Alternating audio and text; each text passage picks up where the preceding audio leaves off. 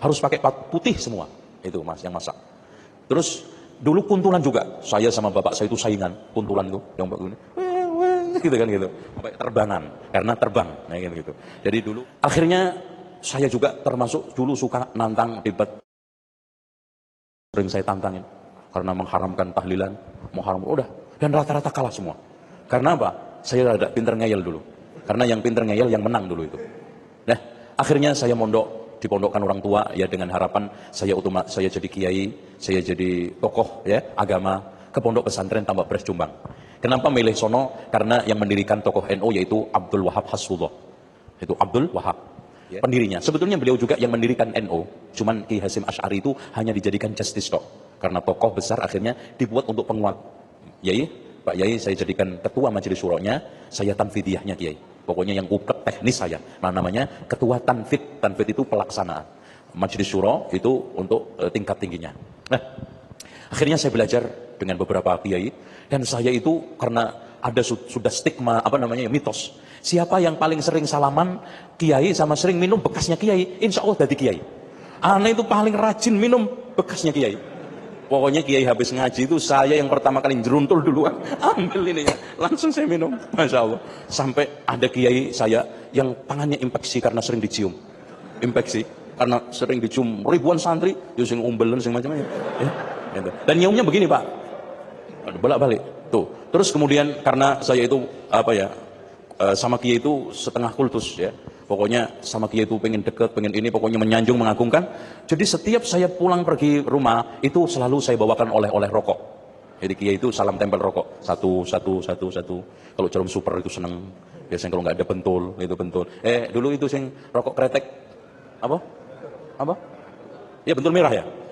Gudang merah ya itu paling nggak itu ya. Tuh. Nanti itu namanya sowan. Sowan itu habis liburan, datang pamit lagi, ingin belajar. Kompleknya pondok saya namanya Komplek Sunan Giri. Dulu nyampur Lamongan, Gresik, ngumpul. Sampai sekarang toko saya beri nama Toko Sunan Giri di depan pondok saya. Ya, Toko Sunan Giri. Ya. Nah, hadirin sekalian, setelahnya setelah itu saya kelas 3. Pada saat saya kelas 3, saya punya guru, Masya Allah. Guru bahasa Arab.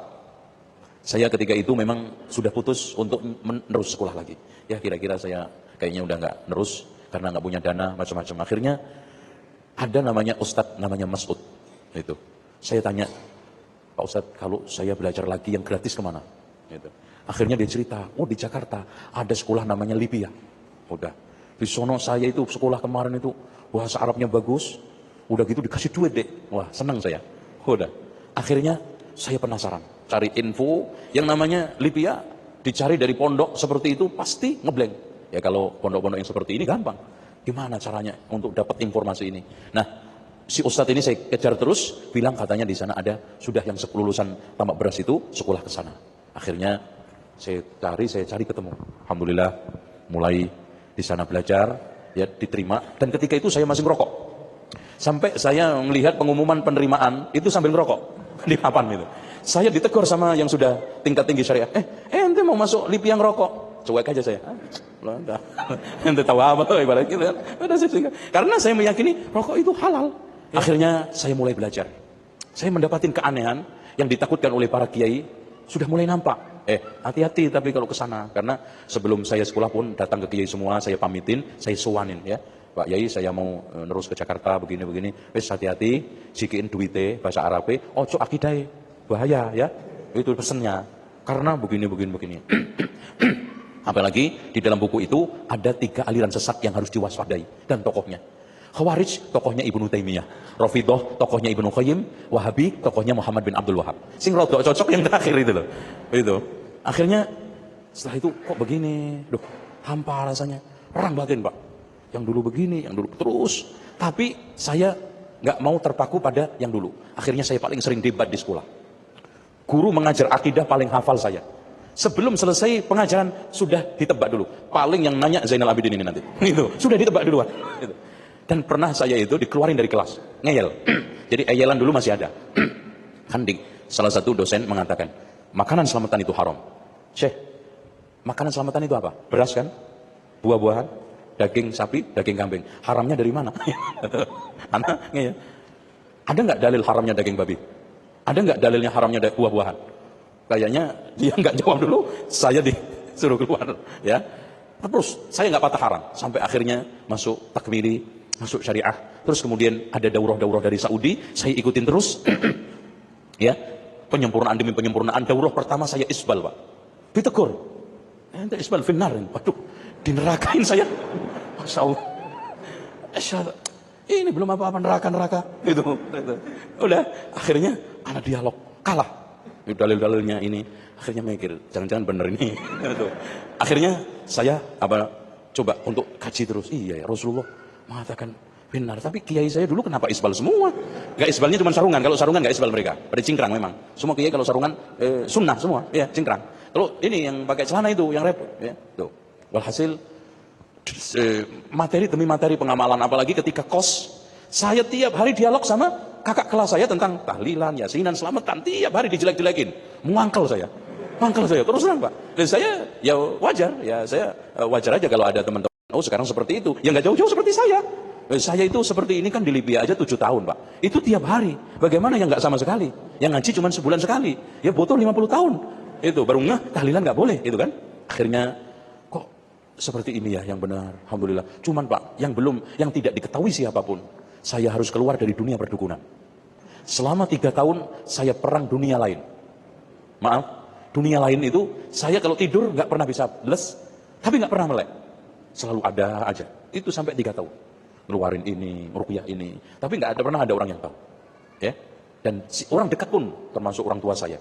Ya. Karena dulu saya mulai merdukun itu kelas 2 SMA. Karena dukun itu menjadi alat bagus untuk dakwah sambil dukun gitu loh, Pak. Itu kan kayak wali songo, jadi kan hebat gitu loh. Kan sambil dakwah bisa ngobatin orang, megang doa aja ngelune hilang, gitu kan gitu. Masya Allah, seneng orang. Akhirnya hilang lepas, saya mendapatkan panggilan untuk melanjutkan sambil dakwah ke Riyadh, katanya bisa ketemu Syekh bin Bas. Saya bayangi Syekh bin Bas itu kayak apa, ya. Ya Allah, nanti bisa ngaji enggak itu. Akhirnya bulan pertama, kedua mulai bisa ketemu ngaji di rumahnya. Ya, Masya Allah, ternyata tidak saya bayangkan. Kak kira wong gede, terus gagah, susah untuk ditemui dan menjaga jarak. Ternyata Masya Allah di rumahnya, ya beliau dalam keadaan buta. Saya lihat subhanallah surbannya sudah sangat jelek, ya. Bajunya pun sangat sederhana. Dan yang lebih membuat kita tertarik, ya Allah ini benar-benar ulama. Makan bareng sama kita. Jadi yang ngasih makan beliau. Ya, gelar gitu. Di ngaji itu ada 2 term, ya. Habis sholat Jumat, beliau dengar khutbah dulu, khutbah rekaman, terus kemudian ngaji, setelah ngaji, sholat asar, habis itu makan. Habis sholat asar, ngaji lagi sampai menjelang maghrib. Terus begitu di rumah. Nah, makan sama kita, ya, cuci tangan di tempat bareng-bareng, ya. Dan tidak pernah ada wah ini orang Indonesia, ini enggak. Saya pamit, Syekh, mau belajar di antum, mohon izin. Oh ya, tolong silakan. Ini tempat pelajaran, ini belajar siapa aja. Bukan hanya untuk orang Arab, silakan. Saya dari Indonesia, Syekh, insya Allah bisa menimba ilmu di sini. Alhamdulillah, kajian pada saat itu adalah kajian tafsir, dan tepatnya adalah Ma'alimut Tanzil, karya Imam Al-Baghawi. Ya, tafsirnya sampai sekarang ada, karena saya beli untuk kajian itu. Pertemuan demi pertemuan, inilah sejatinya ulama. Inilah sosok karismatik. Dan subhanallah, Pak, yang ngaji itu subhanallah, pejabat-pejabat eselon, ya, kadang-kadang menteri ada yang datang, ya. Kadang-kadang ulama-ulama juga besar datang. Dan yang lebih ajaib lagi, semua kelompok, mau ikhwani, mau Hizbut Tahrir, mau ini ngaji semua. Dan anehnya, kalau sekarang Syekh ditanya tentang bagaimana Syekh Ikhwanul Muslimin, dijawab apa adanya, nggak ada yang tersinggung itu ikhwan. Yang muyul kepada ini, bahkan ada tablighi juga datang. Semua Syekh Abdul Aziz menjelaskan sesuai dengan qala Allah qala Rasul. Nah, hadirin sekalian, beliau sosok yang Masya Allah, kedermawanannya. Pernah ketika saya di majelis, ada orang Badui, Pak. Badui kan nggak tahu unggah-ungguh naik wong Jawa itu. Ya seperti zaman Rasul aja, Rasul lagi khutbah di stop kok. Ya Rasulullah stop, tolong berdoa supaya hujan turun. Rasulullah di stop. Habis itu hujan seminggu kan. Jumat depannya datang lagi, Rasulullah sebentar jangan khutbah dulu. Ini lebih parah dari kemarin. Hewan-hewan hanyut, semua rumah hancur karena banjir. Tolong ya Rasulullah, doa kepada Allah, sedang aja hujannya. Lah itu kalau nggak Badui nggak berani, Pak, nggak berani. Abu Bakar coba nyetop Rasulullah, nggak berani. Nah ini sama. Syekh, afwan Syekh, ana punya hutang 150.000 rial, bukan rupiah loh Mas, ya rial. Saya punya konflik, saya punya masalah dengan keluarga saya kalau tidak bayar ini Syekh, masuk penjara. Gini aja, Kamu sama keluarga kamu datang semua. 150.000 nanti saya yang nanggung. Masya Allah. Subhanallah Pak. Makanya beliau ketika saat menjadi rektor Jami'ah Islamiyah, ya, dia rektor yang kedua, karena yang pertama adalah Syekh Muhammad Ibnu Ibrahim Al-Syekh. Pegawai yang paling banyak utangnya adalah Syekh bin Bas, disinyalir. Bukan untuk foya-foya itu, mahasiswa. Bahkan ikhwan, ketika saat saya bermajlis, itu banyak yang dari Prancis, yang dari Amerika, di bawah tanggungannya Syekh. Ya? Ada yang dikasih 3.000, ada yang dikasih 2.000, ada yang dikasih 1.500 untuk kehidupannya. Karena nggak sekolah, nggak dapat mukafaah. Seperti itu. Dengan demikian, sosok ulama yang betul-betul kita bisa jiwain, kita bisa keruk hikmahnya menjadi simpanan kita semua adalah Syekh Abdul Aziz bin Baz. Oleh karena itu, tidaklah salah berlebihan. Kalau orang Saudi, semua rakyat ketika saat wafat hadir 1 juta lebih orang untuk menyolatinya. Dan tidak salah juga, tidak berlebihan kalau memberikan titel Al-Walid, Samahatul Walid, yang terhormat bapak kita semua. Bapak bangsa, bapak umat. Inilah sosok sedikit yang beliau juga hafal, ya, Al-Quran otomatis, dan beberapa kitab sittah beliau hafal, yang itu semuanya sudah masyhur di kalangan para ulama yang lainnya. Dan beliau adalah ulama yang sangat lapang dada terhadap khilafiyah, sangat berani untuk mengakui kesalahan. Coba bayangkan Pak, ada orang yang mencaci maki Syekh Abdul Aziz bin Baz, didengar oleh beliau ketika sakit parah, dikunjungin. Mencaci makinya apa? Apaan? Syekh besar, kitabnya kecil-kecil. Ya, kitabnya Syekh bin Baz itu gak ada yang besar, kitabnya kecil-kecil. Apa jawaban beliau ketika kunjungan? Fulan, kamu saya dengar katanya mengatakan begini begitu, apa betul? Masya Allah. Klarifikasi juga, gak nuduh. Kemudian setelah itu, benar wahai Syekh, wahai Fulan, ketahuilah, ulama yang ngarang kitab gede-gede untuk talabul ilmi itu sudah banyak. Yang orang-orang awam ini jarang saya tuliskan untuk mereka. Untuk melihat kitabnya mereka semua orang awam. Al-Kahana, sihir dan perdukunan, kecil. 3 masalah sifat sholat, toharoh, Masya Allah. Ini Syekh Abdul Aziz bin Baz, rahimahullahu ta'ala. Semoga Allah subhanahu wa ta'ala menempatkan beliau pada tempat yang mulia. Dan itulah yang mengilhami keagamaan saya sedikit, dan memberikan suatu pencerah dakwah saya. Walaupun saya tidak mengaku sama sekali murid, ya, sama sekali. Saya hanya pernah ketemu. Dan pertemuan itu saya hanya berharap menjadi saksi nanti di hari kiamat untuk saya, membela saya. Kalau murid, Masya Allah Pak, murid itu butuh ini. Tapi pernah ketemu sama beliau. Sama Syekh Abu Bakar Al-Jazairi juga, Syekh Abdullah Ibn Jibrin. Cuman Syekh Utsaimin belum sempat ketika itu.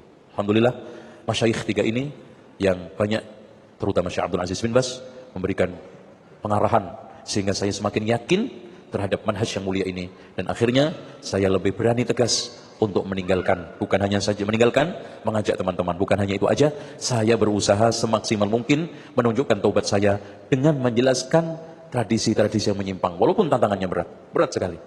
Ya, saking beratnya kadang-kadang di kalangan internal saja nggak setuju dengan cara-cara saya. Tapi saya hanya bisa mengatakan, ini bagian kecil taubat saya yang dulu saya ngajak, yang orang tua saya juga ngajak. Ya, ini bagian daripada taubat, seperti Abul Hasan Al-Asy'ari keluar dari Asy'ariyahnya, menjelaskan akidah Asy'ariyah, penyimpangan Asy'ariyah, dan seterusnya. Wallahu a'lam bishawab. Demikian Pak. Mudah-mudahan manfaat. Jadi 2,5 jam Pak. Ya, ini lebihnya antum yang nanggung ya. Ya, saya serahkan kepada pembagi acara. Kita tutup. Aqulu qawli hadza wa astaghfirullah li wa lakum wa astaghfirullahal azim. Innallaha al-ghafurur rahim. Wassalamualaikum warahmatullahi wabarakatuh.